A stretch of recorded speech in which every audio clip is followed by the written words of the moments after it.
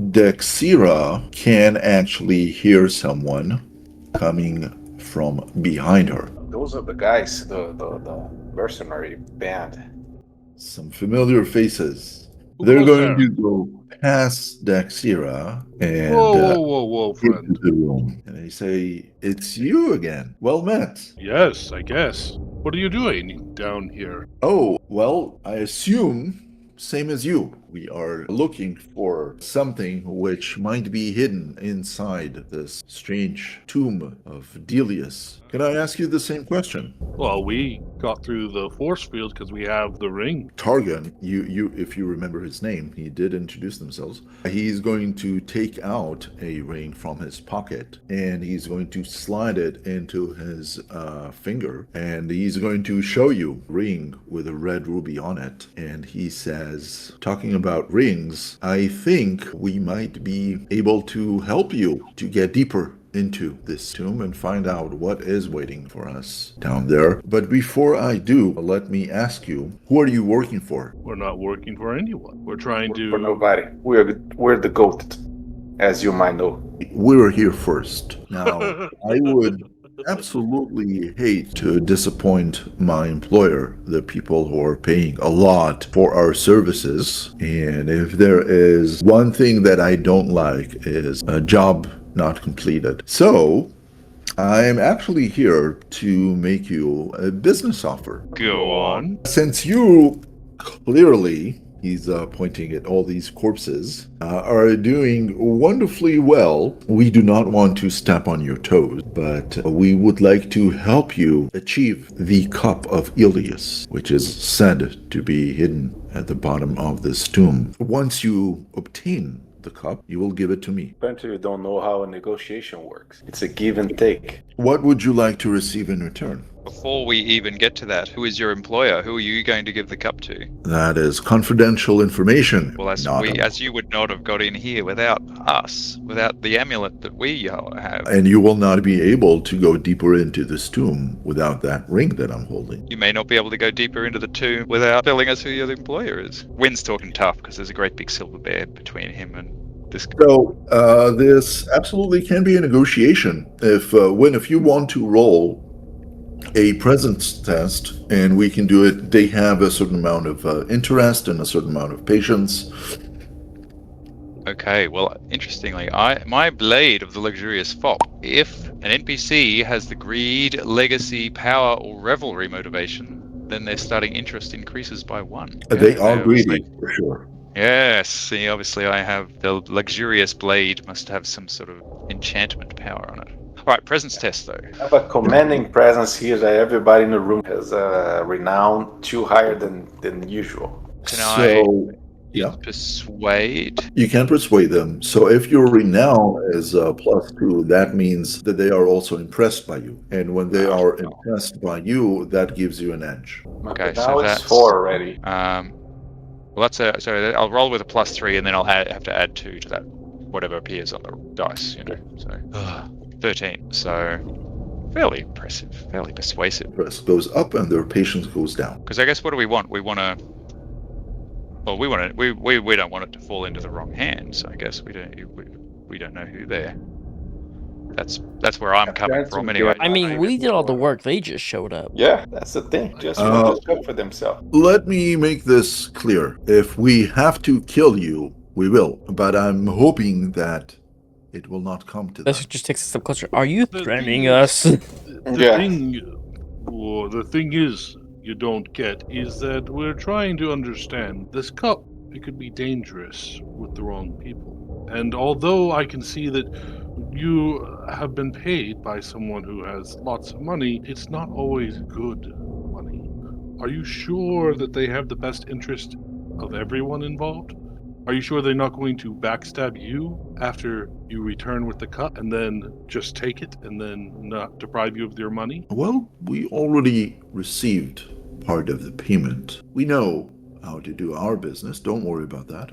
Appreciate it. But if you would like to join forces and have our backs on future endeavors, we are open to whatever you have to offer. Well, I think then it comes down to claim. You say you have first claim, but I don't see any reason for you to say that you have first claim. We were here first, obviously, since we were in this room clearing everything out. I don't know how you claim to be first. That's stupid. So, this is what we're going to do. If you wish to work with us, we may work together, but I'm not sure you have claim on the cup. Each got half of the things we need to get it. We've got equal claim. And in fact, I believe we're gonna make a better judgment of to whom to deliver this cup than to you guys. If they want our help, they're offering to pay us. We want to know who we're working for. If we were to accept that offer, which is not guaranteed yet. Can I do a read person test? Go ahead. Is that a Which you reason point out test, that- intuition? What's that? Intuition. And if you have the skill, then you can add another +2. Oh, that's a tier 3. Who's the leader?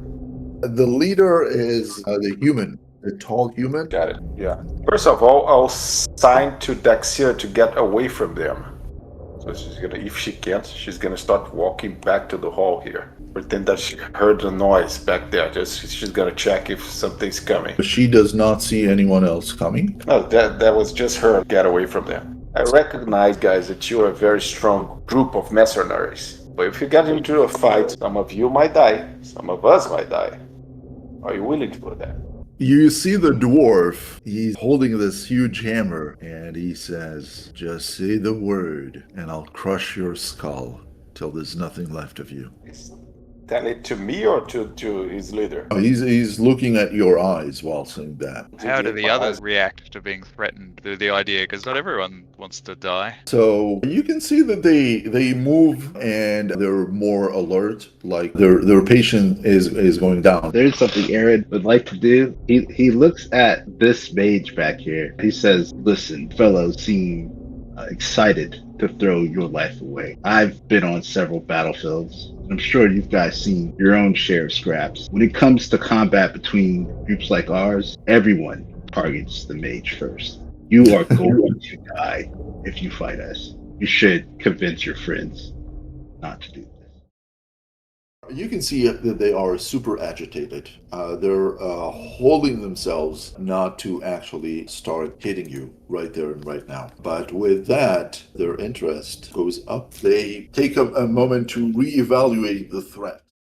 I think I'm just going to back up the danger vibe that Mr. Errand has just thrown down, and I'm going to light up with magic. And I have the Claw of the Ankheg, and I'm just going to let that come out, and I'll just do an Intimidate with magic and just kind of like just be powerful. If you're trying to intimidate, you can go with might. Wait, can I give him the help action? Yeah, does it matter? It might matter, because if you give him an edge or a double edge, it's going to be a tier 3. Help just by looking big, looking mean, growling as low as I possibly can. I'm shooting for like almost subsonic. Oh no! That's a hero point, friend. Use a hero token. Still not great.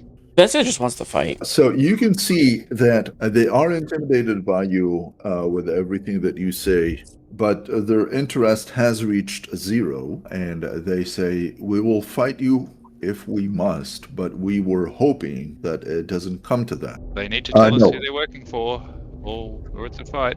Okay, if you need the name of who they are working for, they will say they're called the Jagged Edge. She is called Queen Barga of the Jagged Edge. I think at the word jagged edge, Clarence would just throw hands. Like that's it. There's no further anything. Okay, Lorik, you know how tough these guys are, and I need you to actually roll initiative. They are super ready for this. I'll roll initiative. There you go. Okay, we start Bessie first. wants to go first. Alright, instead of the Tide of Death, I will do the Thunderous Roar, which will do 9 damage to all of them in a straight line. Nice. The targets are forced move one at a time, starting with the nearest, and they're all going to be pushed 4 into one another. 5 by that's gonna be 1, so this. So I can hit all So of it's going them. to be, let's see, I think they have stability. It is a push of Gorak- 4. Yeah, Gorak has stability of 3. So they're going to take 9 points of damage plus 1 for being pushed, which is a total of 10. Targon has 2 stability, so they're going to take 11 damage. The other two have 1. Yeah. That's already 3 more damage to Bodor, which is, yes, the ability of 1, thank you, which means that 3 plus 3 plus 9 is 15 points of damage. And Mara, so the polder Borov is going to be pushed 3 onto her, and she has a stability of 1. She's going to be pushed 3 into the wall. So that's going to be 3 plus 5 plus another 9 is 17 points of damage. Can I ping her for another 5 more? Absolutely. Goes through the wall? And then the dwarf takes an extra 2 because of the tooth and claw. You're making the push even better, Warwar. I can't push everyone. I can only push 1, but That's fine. And then I'm going to use my maneuver to turn it into a bear. Again, do a full bear. All right, well, this turned out better than what I had planned before. The lady went through the wall. hey, Aaron, it's happening how you said it. Oh yeah. All right, and then don't forget that the dwarf takes 2 more damage because of my tooth and claw ability. Targan also takes 2. And that is the end of my turn. That is the end of your turn. Good turn. It is going to be them. Let's see. First of all, they have triggers. So this is you doing that, but Targan has the willingly moves. Did you move as part of the action? I think I you didn't. did. I stayed still during that whole action. Okay, unfortunately that does not trigger. These guys are cool and I really want to play them to their full ability. So it's going to be Gorak who is going to act first. We're going to start with rivalry. And Veska, you are now the rival of Gorak. It means, well, actually this should happen at the start of the encounter, is the wording. So that means that each of them is going to choose a rival. Yeah. Do we want to put a color on each one of us that like it's rival? So on them, That's it's awesome. Okay, idea. so that adds a +3 to the roll. So my Thunderous Roar would have done to that specific person 17 damage. Oh dear. And he would have been plus pushed 2. 6 instead of 4. Okay, so that's another 2. I'm applying it. I'm applying all of that. So, Veska, please choose a color. Pink. Pink is you, and Gorak is your rival. Let's see. Targan. Who was it that tried to intimidate? I think it was Utana, right? So, Targan is going to choose you as their rival. I need you to choose a color. Purple. Okay, Aaron, the conduit, the polder conduit, is going to choose you as their rival. I need you to choose a color. Yellow. The woman will choose Win. So, Win, can you choose a color? Green. So, it's going to be Gorak, and he is going at his rival, and I'm going to roll it. He's going to spend 2 malice, and he's going to do the Let's Tussle. So it is a melee 1. It is 1 creature. The target must be Gorak's size or smaller, while the target is grabbed this way. You're not smaller. Nope. You're not smaller. I'm still going to do that because he wants to do more damage. But it just means that you're not going to be grabbed. Okay. You started with 4 victories, right? Yep.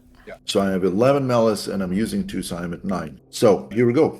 That is a 16, which is still just a tier 2. And a tier 2 is going to do 13 points of damage. Not bad. I'm gonna do my shapeshifting shenanigans, stay form. You can do that. That will cost you your trigger, right? Yeah.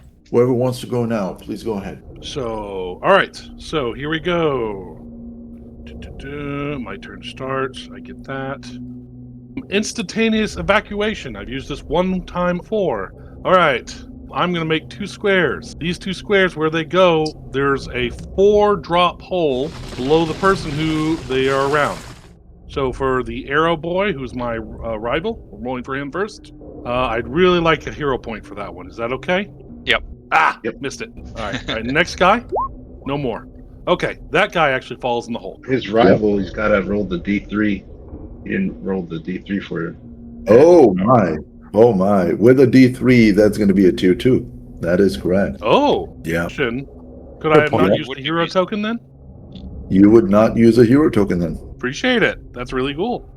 Okay, so they both fall in the hole. Right. When they fall, they take. Yep. They have agility. They can subtract the number of squares from agility, but it's 4 squares to drop. So if they have a good agility, they can subtract how much damage they take. That's from. So Mordor, yeah, it is 2 points.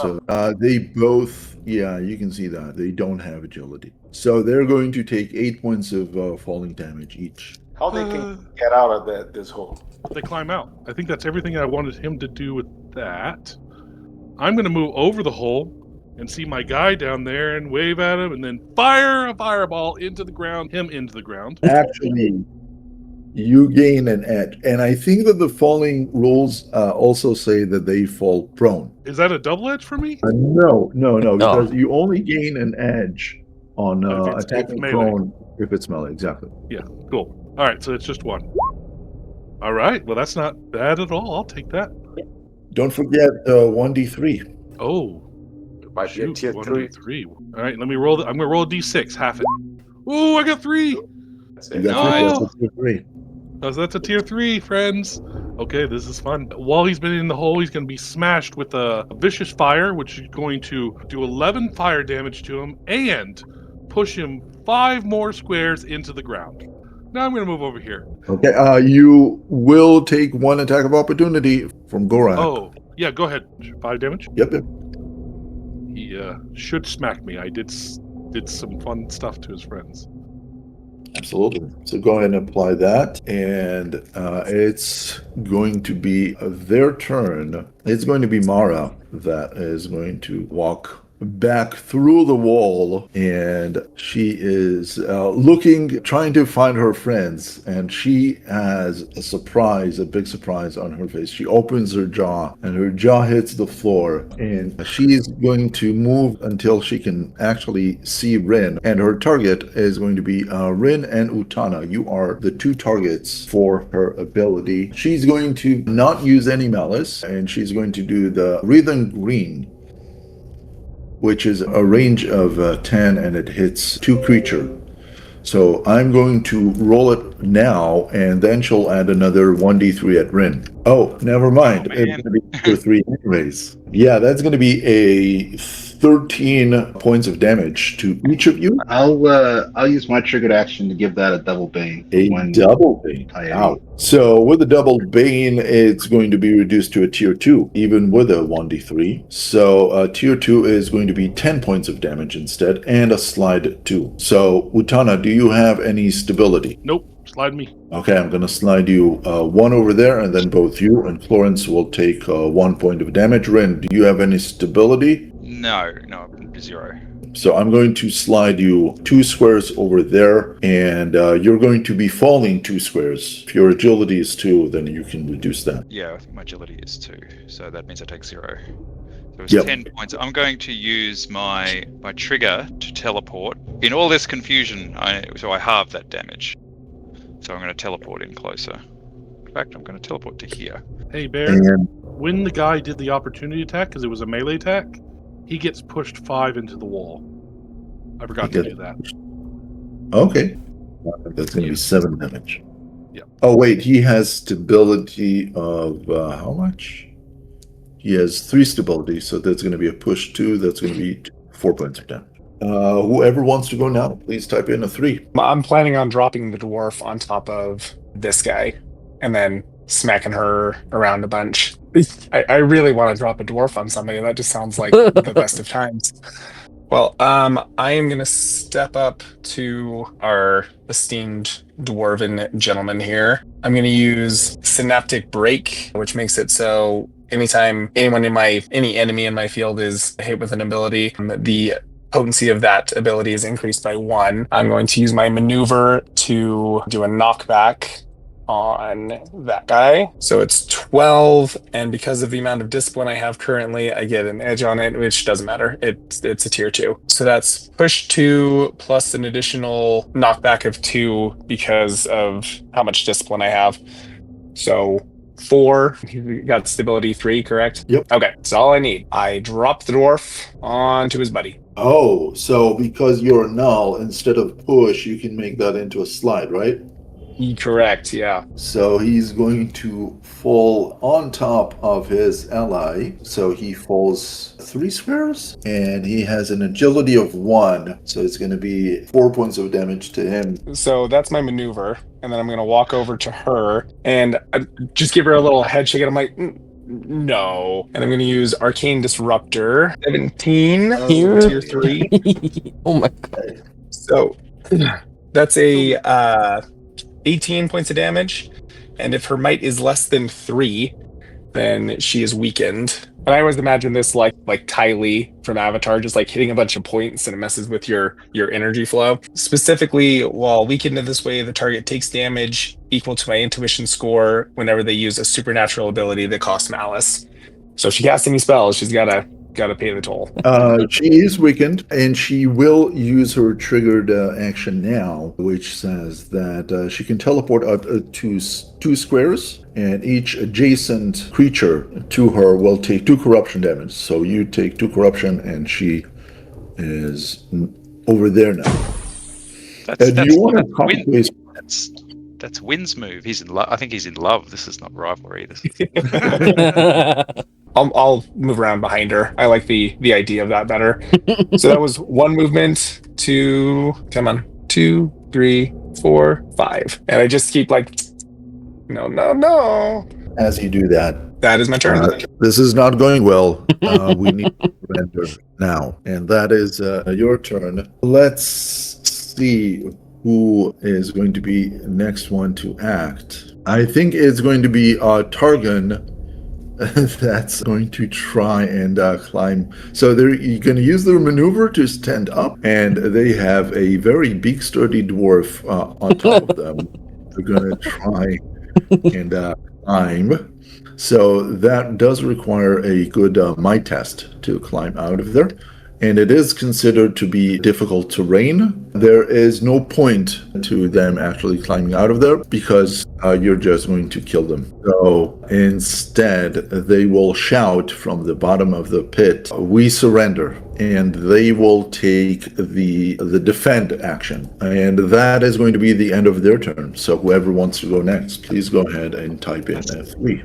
I will yell into the hole, "Throw out the ring," or we will just come down and collect it later. Okay, that will be starting a negotiation. So I need you to roll a presence test. I will give you a double edge. Persuade, roll. I'm being persuasive. I'm a charming fellow. So that's a tier 3 with a double edge. Yep, that is already a tier 3. That's your It doesn't 4? have to be this way. Throw out the ring, and we will all walk out of here. You can even help. He's going to say, "How do I know that I can trust you?" Because we're very, very trustworthy. Look how persuasive I am. Would I need to lie if I was this persuasive? So while this is happening, I'm going to twist the rules just a tiny little bit because I think that Aaron and Lorik did not act yet. Lorik and Aaron, which one of you gets to go now? So I'll walk over. I'll tell them, you are the ones that are mercenary. You are the ones doing this for money. We're not here for that. You are in no position to negotiate. You can actually hear Targan in the middle of your sentence. They are going to shout from the bottom of the pit, "So what do you want?" And his words echo throughout the tomb. The ring. Give us the ring and leave the town. Says, "All right." And leave the town. Go find a job in another place. If you see you again, guys, that's not gonna end well for you. Okay, Aaron, it is your turn. What do you do? I'll walk over here. I look towards the mage. I was like, "Look at that. You survived. I'm happy for you." And then he'll use like his flash forging to create like a ladder, and he'll drop it into this pit. He's pushing it so it stays against the wall, not so it doesn't drop on the guy. Okay, so you're helping him out of the pit. Yeah. Okay, they didn't act yet, so on their turn they will actually stand up and use the ladder that you just created for them to get out of the pit. And on the last step, they're going to reach their hand to you, asking you to grab them and pull them out of there. Aaron will grab him. The grip's kind of firm, maybe a little intimidating for somebody who hasn't been grabbed by someone made entirely out of rock. And he says, "I say good fight, but, well..." As you help him out, he whispers, "Thank you, friend." He nods. Next thing that happens is that Targan says, "Get me out of this pit and I'll give you the ring." And we are out of combat. This is not a negotiation because you won the negotiation. They have surrendered. All right. So what happens is that Targan says, "Get me out of this pit and I'll give you the ring." Do we want to get some guarantees from them that they don't just run off and help the goblins?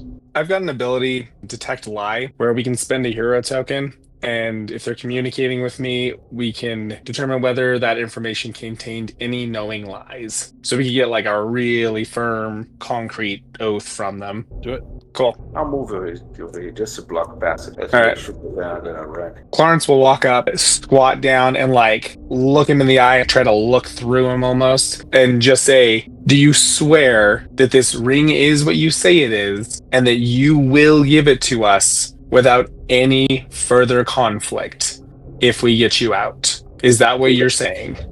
I give you my word. That's a yes, right?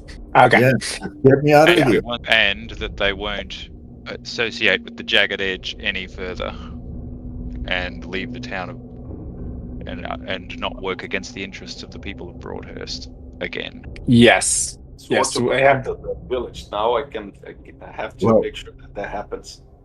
If you're gonna get me out of business, you might as well kill me now, right? Getting out of business, just out of the business and around here.